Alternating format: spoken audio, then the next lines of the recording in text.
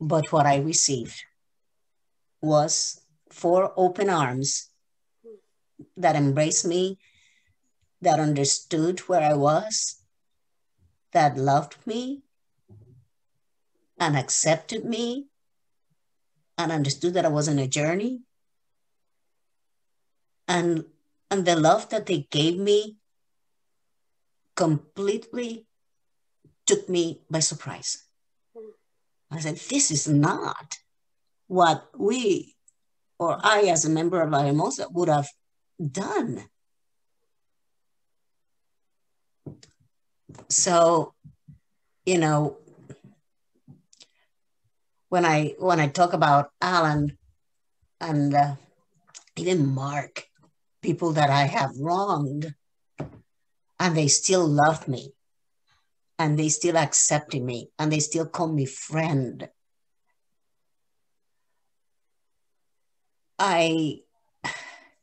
To me, that's the ministry. That's one of the gifts of open and affirming.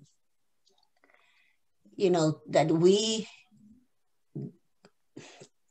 open and affirming opens the doors for people like me to be able to be in contact with people like Alan and Mark that change the world. So that's a long story to tell you what happened. Maybe Alan can add other details to it. And I can feel all these years later how much love you experienced. Oh yeah. It changed my life. I do want to ask you more about the changes that then happened for you, but before you speak to that, I wonder, Alan, if you'll tell about your experience with the moratorium and that process. Sure, of course. Well, there were so many facets of church life and of the nature, the socio-political nature of America in the early 90s that I was young. I started at Park Avenue when I was 26 years old. John Payne was 56. And he knew more and was much more grounded than I was. So I had no preparation for the cataclysmic chaos that would happen from something that I just simply thought, I can't lie. This is church. I can't lie. That's what caused me to, back in the Southwest region, go to the Commission for Ministry and say, I can't have you vote on my ordination and not say that, I'm gay, because I knew that it was big enough that that would be a problem. So I had no idea, especially about the intricate, deep, and systemic nature of racism and racial heritage and ethnic identity.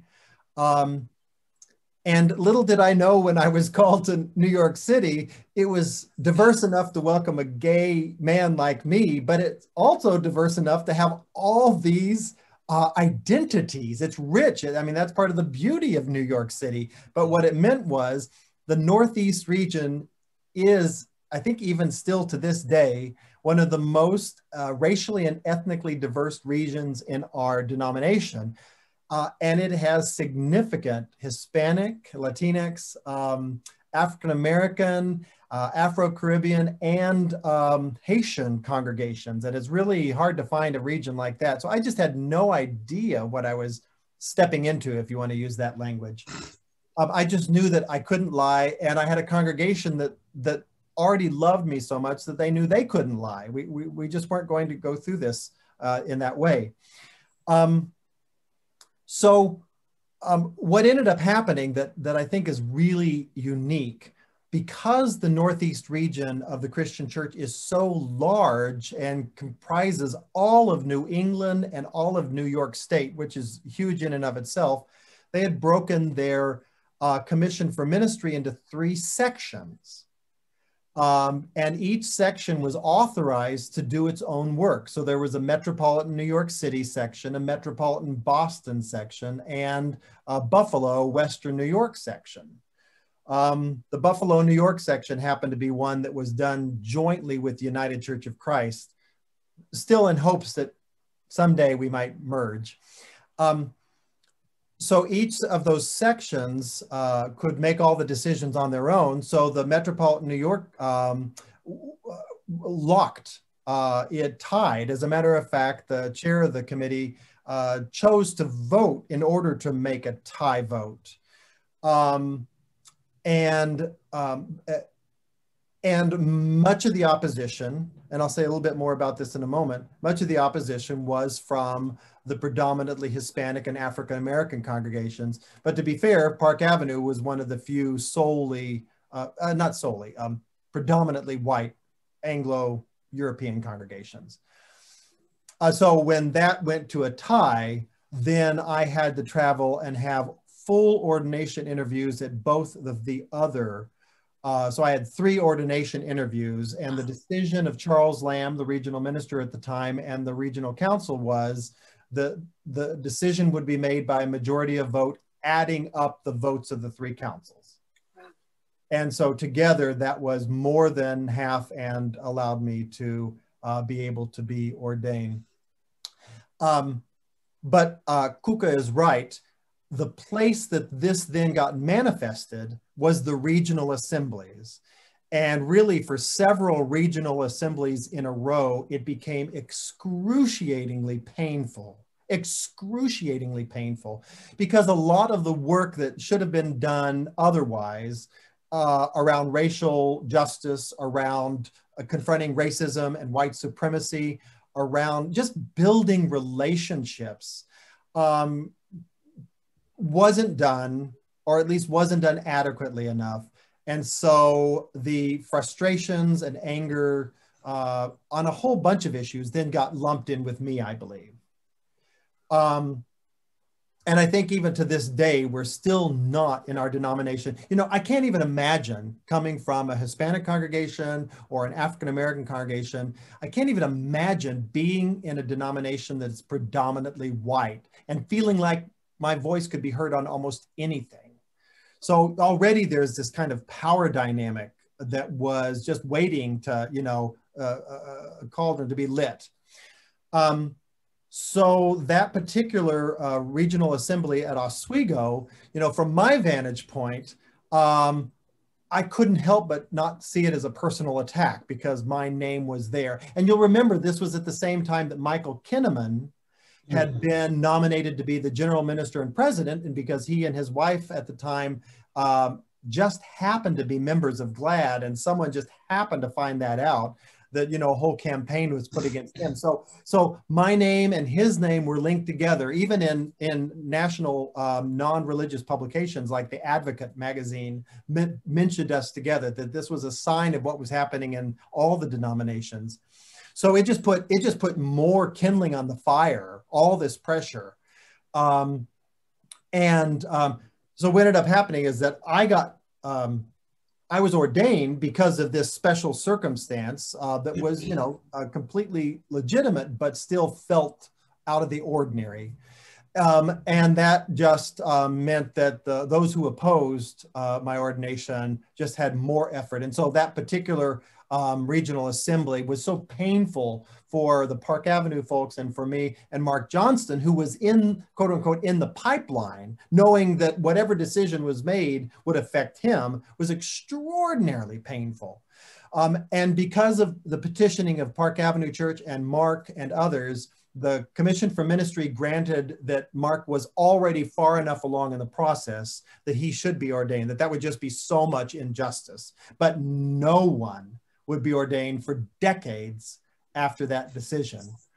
So what I want to say that I think is so important, and that is, I have learned, and many of us just know instinctively, that homophobia and heterosexism is not the sole prerogative of Hispanic, Latinx persons, African Americans, Haitian.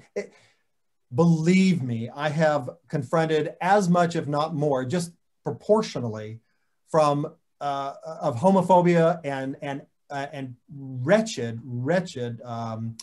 anger and vitriol from white European Americans. So that's not the prerogative. And throughout this entire process, I felt the love and the support of Hispanic pastors, of African-American pastors, of individuals in their congregations. But what I learned was that the different ethnic traditions have a different understanding of pastoral authority. And Cuca, tell me if I'm wrong on this.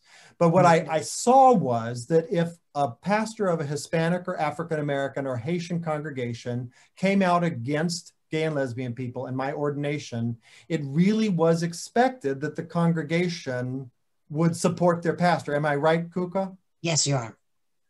Yes. Whereas for a whole host of social reasons, whatever, white congregations, or at least the congregations I had a history with, felt comfortable differing with their pastor and even protesting them. So I don't want any of this conversation to pretend like there's this kind of uniform homophobia of any race. Mm-hmm. It's just not fair and it's just not true. And I felt love and support from everybody, and I felt hatred and vitriol from everybody. So what then ended up happening is that Mark and I ended up being ordained both through Park Avenue Christian Church, and then had to live in a region that was just so divided. And we worked never to satisfaction of anybody to try and figure out a way to do ministry, to witness to the gospel of Jesus Christ, to be the church that wasn't just so broken. And that legacy lives on, although I have hope yet. Do you remember, Allen, the visit with Maria that she described? Like it was yesterday. I was, quite frankly, more suspicious. Maria had been very instrumental, and she's a mover and a shaker, power broker. She was very much involved in the work to get ordination, an ordination policy passed. So I knew where she came from. But if you know John Wade Payne, he really, he's just so grounded and unflappable. And he said, let's just hear her out, Allen. Don't worry. And once I met Maria, it was like, oh my gosh, this is a person of such integrity. And I realized what an extraordinary thing it was for her to step out. I had no idea of her seeing her music director and Mark Johnston in the hallway. But I just knew once I was present with her, what an extraordinary person this was, with incredible integrity and a willingness to step outside of what was presumed, maybe even by yourself, Cuca, but certainly by your church and by society, to come have this kind of conversation. Oh, that we could have more conversations like that. Right. We just opened ourselves up. And then the magic happened. Then it really, you could just tell. And there wasn't a sense that we were trying to convince Maria or lobby her or her us. It really was a conversation amongst equals, because that is what Christ called us to do. You went there on your own. I'm hearing you both describe the building an inclusive church journey, the tools that GLAD, Alliance Q, offer and emphasize are listening and storytelling. And like people might say, what's magical, right, about these simple gestures? But each of you are saying, in that listening and storytelling, you were both opened up, right? Absolutely. Absolutely. You said the magic happened, Allen. What's the magic? I mean, I gave some words to it, the listening and the storytelling. Well, What was the magic? hearing the heart of another human being. You know, by that point, I think, you know, as a white male, I think I needed to have my hubris put in check. You know, we had not won the day.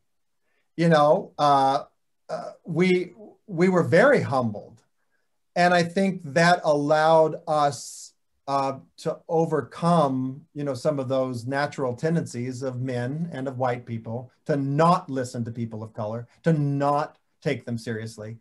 And maybe John already had that, I don't know, but I can only speak for myself. But I think I was in a place of humility, deep humility, and just heard Maria's heart. And then that, you know, when you hear someone else pouring their heart out, they just invite you to pour yours out. And it's hard to structure that conversation, but I do think you can set the expectation that it won't happen without storytelling and conversation and being present with each other.